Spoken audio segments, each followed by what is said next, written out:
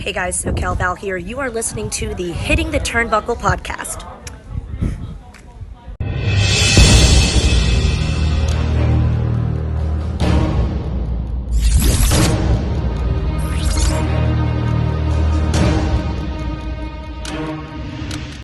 Welcome, everybody, to the Hitting the Turnbuckle podcast. This is another episode of Ringside View.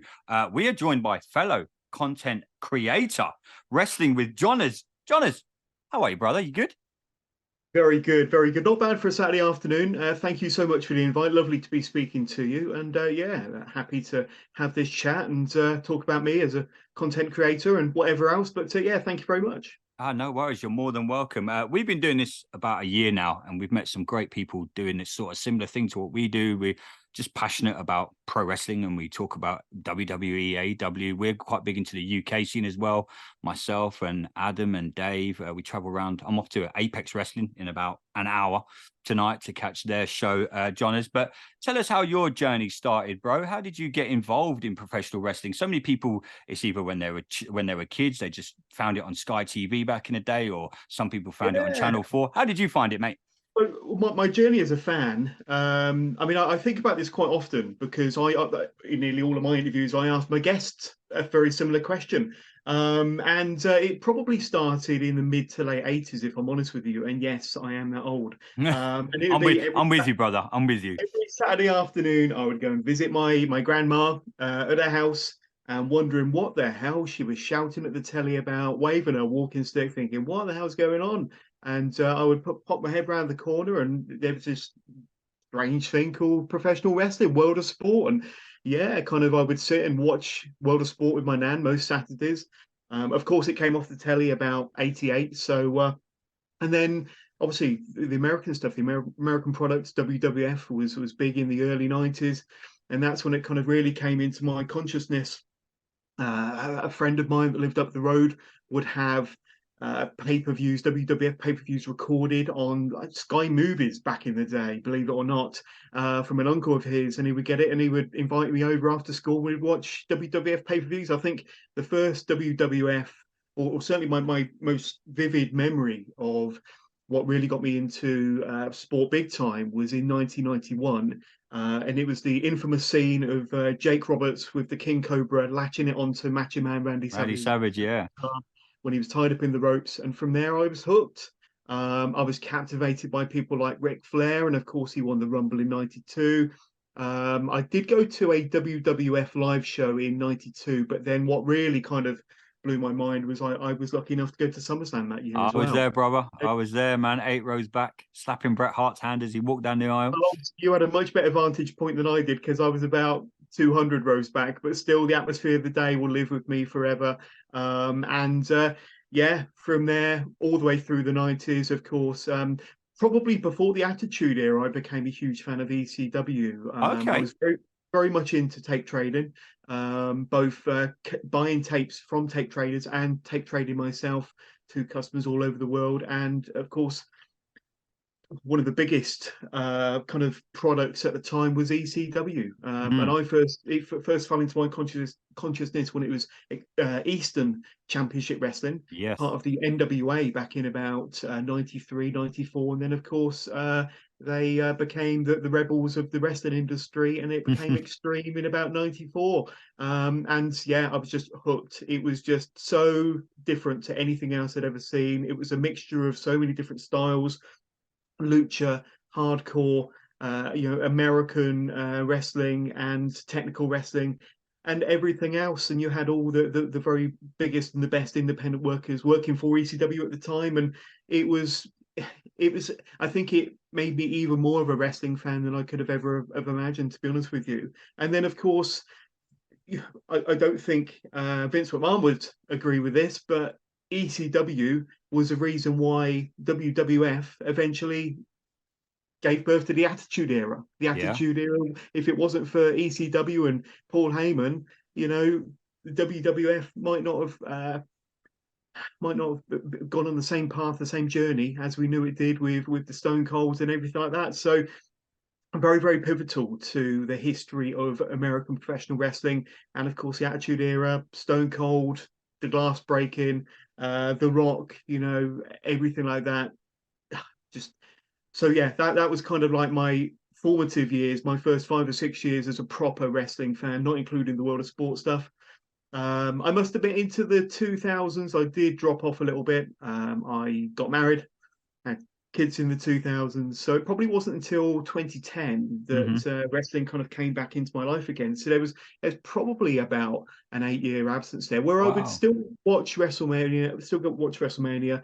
Friends of mine from work would record it for me, and Mm-hmm. yeah, things like that. And I was a huge fan of Power Slam. Oh, So I still get that now. Still, yeah, still the yeah, that's magazine, it. yeah. Inside the Inside ropes the now. Ropes, great friends of ours. We do some. Fiona does our NWA review. She works for Inside the Ropes, and Kenny. They're great people over there, man. I love what Absolutely, Inside the 100%. Ropes. But yeah, I mean, I was buying Power Slam before it was Power Slam, when it was the Superstars of Wrestling magazine back in about 92 to 94, and then Power Slam from 94 to 2014. Mm-hmm. So, a 20 plus year journey. I actually had the main man, Finley Martin, on my show last year. Wonderful guy. And yeah, so from 2010 onwards through till now, still love, very passionate about professional wrestling. And strangely, I was always a very staunch kind of WWF, WWE fan, ECW. But Indies, UK Indies, came onto my consciousness, Oh, to my radar about 2014. And I went along to an Attack pro wrestling show in Bristol, the Trinity Centre. And yeah, from then I was kind of pulled into an entirely other world of professional wrestling. And here I am today, very much part of the UK scene.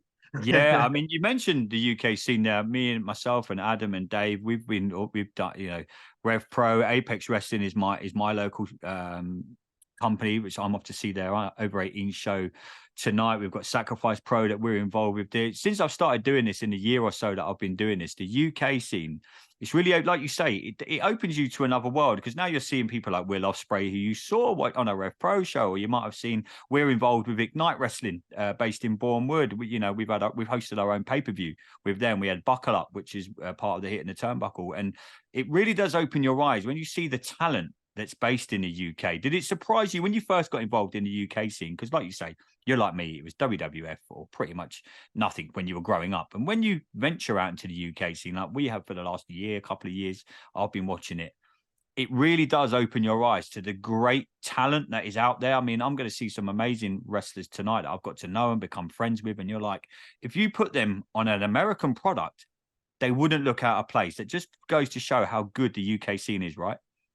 Well, hence why the WWF wanted to buy the UK market Mm-hmm. when they started NXT UK in 2018, and they did the UK tournament in 2017, and they knew what a hotbed it was for talent. But the difference between BritWres, as it was the mid 2010s through till the pandemic, I suppose, and since the relaunch, was that I very much believe, and I've spoken to a lot of my guests about this, that the original BritWres scene was based a lot on imports. If I'm honest with you, Mm-hmm. the shows would be built and sold very much on imports. And yeah, you had the amazing UK talent, which would go on to fantastic success. I'm going to name a few: Mark Andrews, Flash Morgan, Pete Dunne, etc., etc. But since wrestling has come back in 2021, 2 summers ago, the scene has been very much built on UK talent. And even in 2021, when the UK scene came back, they didn't have the NXT UK talent to Mm-hmm. draw upon because they were still under contract.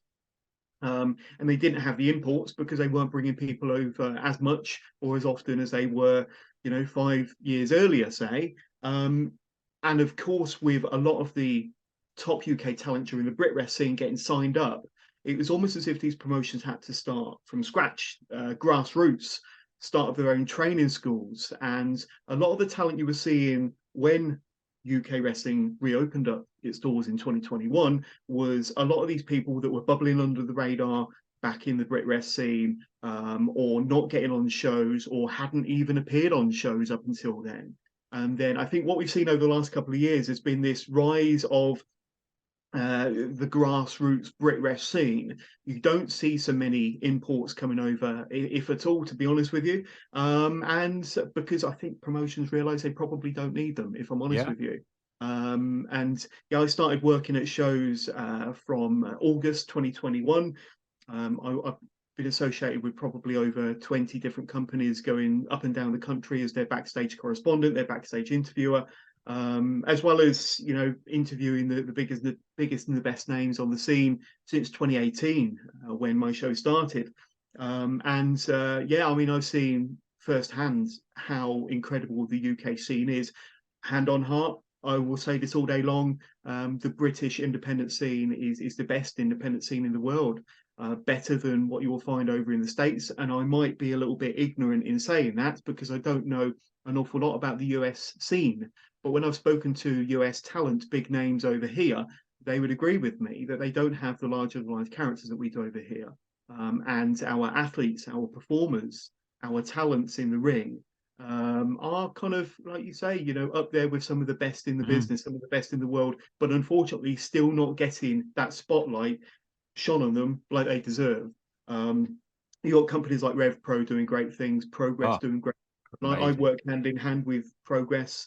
I'm going to be Yeah, up there Adam's there tomorrow. tomorrow. Adam from our show. I don't know if you're attending the one tomorrow. Adam's going tomorrow to watch Progress. So great company. I know he's looking forward to it. Him and Rachel from the Hitting the Turnbuckle. They're going to be up there. So if you're there tomorrow, mate, go find Adam. Go say hi to him.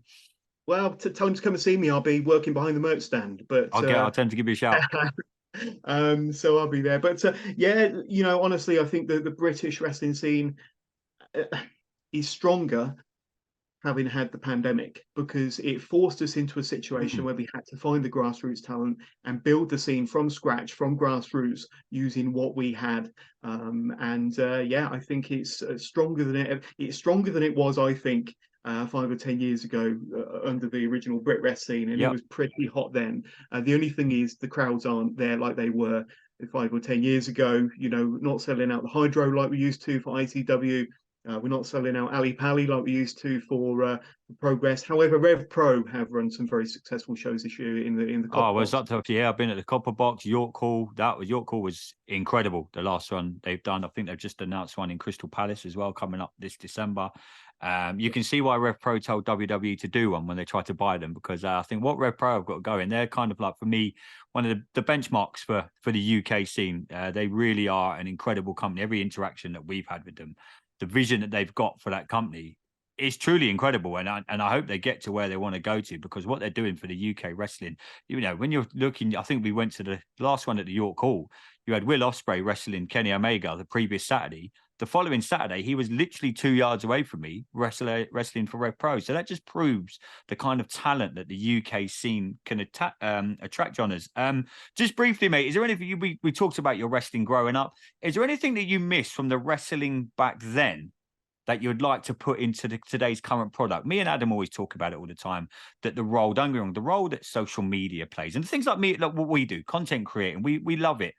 But it's very much now, I can stupidly sometimes pick up my phone on a Sunday morning or a Saturday afternoon, and so-and-so's backstage at here and so-and-so. And I'm like, man, I wish I hadn't looked at my phone, because the excitement factor and the surprise factor for me a little bit has gone out from wrestling. What do you miss from wrestling growing up that you would like to bring back to the current product? Wow, that's a good question. Honestly, look, I'm still a massive WWE fan, and that's going to be my kind of bread and butter all day long, because I grew up on it. It's in my heart, it's in my blood. I have thought about this very same question over many years, and I think the missing bit for all these years was characters. And I grew up on the Macho Mans, I grew up on the Hulk Hogan's and the Warriors and the Ric Flairs, etc., the Stone Colds, the Rocks. And I think what has been missing for so many years now has been them characters. Mm. However, I do think promotions like WWE, for example, have turned a corner. I think they're producing some of their best content, both in ring and character-wise that they've done in decades, to be honest with you. And I think storyline-wise, the same. You look at what they've done recently with the Bloodline over the last couple of years, what they're doing with Judgment Day, and they're building these long-term storylines, these factions that people can get invested in, these characters that people can get invested in. And I kind of think back to, you know, the good old days of my fandom and watching the likes of Razor Ramon and Shawn Michaels at Royal Albert Hall and The Undertaker and Yokozuna and Bam Bam Bigelow and all that. I went to so many WWF shows, and it was the characters. The wrestling was shite. Let's be honest, the wrestling was shite. So unless you had an Owen Hart in there, or Shawn Michaels, or Bret Hart, the wrestling was shite. But now I think we've got a little bit of best of both worlds, where the in-ring product is really, really good. I think they've got some really, really fantastic characters, not just WWE, AEW as well. I do have you know, a couple of bones to bear when it comes to AEW, but you know, AEW doing some tremendous things. Probably like yourself, I was at Wembley in August, and I was there, mate. Yeah, a wonderful show from top to bottom, and you know, some of the storylines that AEW have been telling, and some of the matches, and some of the characters they're building. I mean, MJF, to be honest with you, is a real throwback. MJF is a throwback of a 1980s heel or a 1990s heel or babyface, but he is pretty much, you know, the archetypal pro wrestler, and you know, people like him. Impact are doing some awesome things as well. And you mentioned Will Ospreay. I think if you're fortunate enough to see Will Ospreay at an independent show in the UK in 2023, take that opportunity, because he's not going to be around for too much longer. Of course, he's still busy with New Japan. He still pops over and does shows for, you know, Rev Pro, and he did Super Strong Style Weekend for Progress this year, which was awesome. But he's not going to do that for much longer, because, you know, he's 30 now. He's openly admitted that his body's breaking down. He can't do what he used to do 8 to 10 years ago. He's not the aerial assassin of old. So he's going to slow down, and he's going to slow down by doing less dates, and he's going to do less dates by getting signed, and whether that's with Impact or AEW or possibly WWE. You know, Triple H's version of WWE would be a good home for him, in my opinion. But go and see Will Ospreay while you can. But going back to my original point, I think wrestling, American wrestling and independent wrestling, is as good as it's been in years. Agreed. And one thing that I missed all them years ago, or from all them years ago, was the characters. I think we finally got that in 2023, and we got some great action as well. So I'm pretty satisfied with where the product is at the moment. I wouldn't kind of change it too much at the minute, because if I started dabbling with anything like that, it would probably mess it up and make it better. Saying that, I am a co-owner of a wrestling company as well, so I don't want to say too much. Oh, well, tell us about it. Who can tell us about being a co-owner of a wrestling company then, John? We're all ears. I have been involved in a company, kind of right on my doorstep, essentially, in the southwest here, called Immortal Wrestling. They've been running since about 2019, but really kind of started getting back into the swing of things and running some great shows from 2021. Yes, in the last 3 or 4 months, I started investing heavily into, you know, this company and to their next show, and booking talent, paying for talent, getting talent flown over, whatever it might be. So yeah, sounds familiar. We're kind of dabbling in that bit at the minute, mate. So yeah, we're going on a same sort of path. That's brilliant to hear, though, mate. Because you know what I mean. Yes, if you can take people ask me about this all the time when I get interviewed and asked about doing the hit in the turnbuckle, and it's like, we're just taking our fandom, but we're moving it to the next level. We're trying to do things like this, and we're sitting, you know, if you had told me, God knows how many years ago, that I'd have been sitting down with EC3, that I would have been sitting down with some of the great wrestlers that we've interviewed, I would have looked at you like, you're crazy. These are the people that I've watched. Diamond Dallas Page, we've had, you know, we were sitting down chatting to him. I'm like, you're crazy. But that's the kind of thing, and that's how good that the internet is now, that social media is now, that the fact that you've gone out and you've taken your passion, you're like, I want to help your local wrestling company. And that's amazing. The wrestling companies, from speaking to Ignite, from me speaking to Apex, like I say, where I'm going tonight, when we're covering their show tonight, and they're like, 10 years ago, no one would have done that. People would have just turned up, watched the show. We'll be tweeting about it. We'll be interviewing them, and etc. Exactly like what you're doing, John. And mate, I think that's incredible. And touche to you for doing that, mate, because that truly is remarkable, mate. Just finishing up. let's talk wrestling with Jonathan. How did that start, mate? You've got your YouTube, you've got everything going on. Tell us about it. How did it begin, mate? Yeah, I'm pretty busy, and I've got to say, firstly, I've got to thank my lovely wife for putting up with this for the last Yeah, 5 years. I And of know course, that feeling, bro. John's hits its 5 year anniversary next month. When does this go out, by the way? We'll get it out today, mate. We'll get it out sometime today. We'll be out later today or first thing tomorrow Well, morning. But all being well today.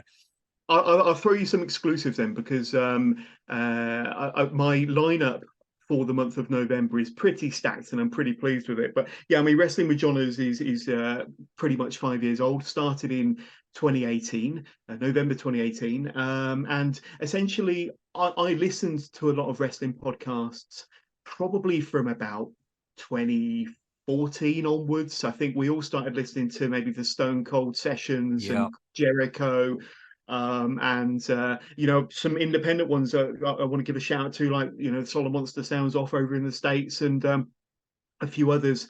And I've always been quite a quiet, shy guy, to be honest with you. I've never really been a loud, outgoing person, although that certainly changed over the years. But what really kind of inspired me was I went to WrestleMania 2018 over in New Orleans. Went out by myself. My wife said, "Look, go and do it. You've never done it before. You've got the money. Just go and do it and have the time of your life." And I did. And while I was out there, kind of had a bit of thinking time when I wasn't watching shows, of course. And I thought, well, I can do that. What Yeah. do I need? I need a laptop. I need a headphone. I need a microphone. It's all very, very basic. It was one step away from two tin cans and a bit of string, to be honest with you. It was very, very, very, very basic. My setup and kit has got a lot better since then. So I started, coincidentally, probably for the first 6 months, maybe longer. It was a review show, Yeah. for NXT UK. And episode one of Wrestling with Johners coincided with episode one of NXT UK, and I would just me and the microphone, just review the show, and got a little bit of traction, got a little bit of following. After a little while, I started interviewing guests. I then became part of the Turnbuckle TV channel, started hosting for them and interviewing for them. That then turned into Powered 4 TV, so I was working for them for a little while. We went our separate ways, and that's kind of when I really started to flourish and take off. And after maybe 2 or 3 years, so 2020, during the pandemic, all the wrestlers have sat at home, of course. You could get access to pretty much anybody you wanted, and they all wanted to, talk about wrestling because they were still passionate about it. They may not have been active, but they wanted to talk about it, and they had the opportunity to talk about it, because what the pandemic did also, it allowed all this talent to kind of reflect on their journey and their career up to that point. So they had plenty to say. So that was a fantastic time. And then what really turned the corner for my show was at the beginning of 2021. So we're talking nearly 3 years ago, was I took my product live. I have this package, a streaming package that I've used ever since, that I swear by. And all of my interviews, starting with Dean Allmark back in January 2021, was my first live interview. And it was interesting because it really tested my skills as a content creator, as a podcaster, as an interviewer, because flying by the seat of my pants, I couldn't just kind of record an interview, edit it over the course of a week, and put it out 7 to 10 days later. It was instant, it was in the moment. So my research had to be on point, and that sharpened me up as an interviewer and as a content creator. And like I say, pretty soon, I mean, I think I did maybe 65 live interviews in 2021. I probably did about the same last year. I'm on course of doing maybe 80 live interviews this year. On top of that, I'm the official host for Progress's Hype Show. I create content for promotions all over the UK. And Wrestling with Johners, we're up to episode 326. Oh, wow, that's incredible, mate. That's not bad. That's not bad at all. And recently, just to let you know what I've been up to, I was at British wrestling legends Johnny Saint's house last Sunday. Sat down with the guy for 2 hours. We spoke about his career, his journey, his legacy in the business. Arguably one of the very best wrestlers, not just in the UK, but all over the world. To ever lace up a pair of boots. I did, on top of that, 2 live interviews last week. I've got 3 interviews coming up this week, starting with Scott Garland, Scotty Too Hotty, coming on the show for the second time on Monday. I've got one of the best independent female workers, Ivy, coming onto the show live on Tuesday. And then I've got a young kind of female hopeful that's just spent 3 months training with Tom Pritchard over in the States, Ruby Manitoba. She'll be coming onto the show on Thursday. And then from the following week, the beginning of November, is kind of the official celebration month of 5 years of Wrestling with Johners. And if you want an exclusive, my guests are going to be kind of renowned referee Tom Scarborough, Session Moth Martina, Lana Austin. The Johnny Saint interviews go out that month as well. Nico Angelo, Kira Chimera, and a young 16-year-old by the name of Leon Cage, who's absolutely taken the scene by storm over in South Wales. So I like to mix it up with the established, the big names, and shine a spotlight on the younger ones as well. We've also got an interview at the end of November with Dirty Dango, which will go out at the end of the month, because he's my big guest that's coming over to Immortal Wrestling from the States on the 25th of November. So I'll be grabbing half an hour with him, and that'll be going out. So on top of everything else, I've got about 8 shows that I'm going to in the next 30 days. Sounds familiar. So busy, but enjoying the hell out of it. I keep telling myself I need to slow down and make a bit more time for me. And the harder I try to do that, the more bro, I think we done, mate. We done 5 or 6 shows last week. We're doing this on a Saturday. Like I always say to people, they're like, "Don't you ever sleep?" I'm like, "I'll sleep when I'm dead." Yeah, I mean, that's, life's here. Let's make something of it. We've turned a hobby and something that we just enjoyed watching on TV into a little something more. And it really does warm my heart to see someone like yourself, John, is doing so well. You've started it pretty much like ourselves. We sat down during the pandemic and we were like, hey, let's just grab a microphone. I started with my NFL show.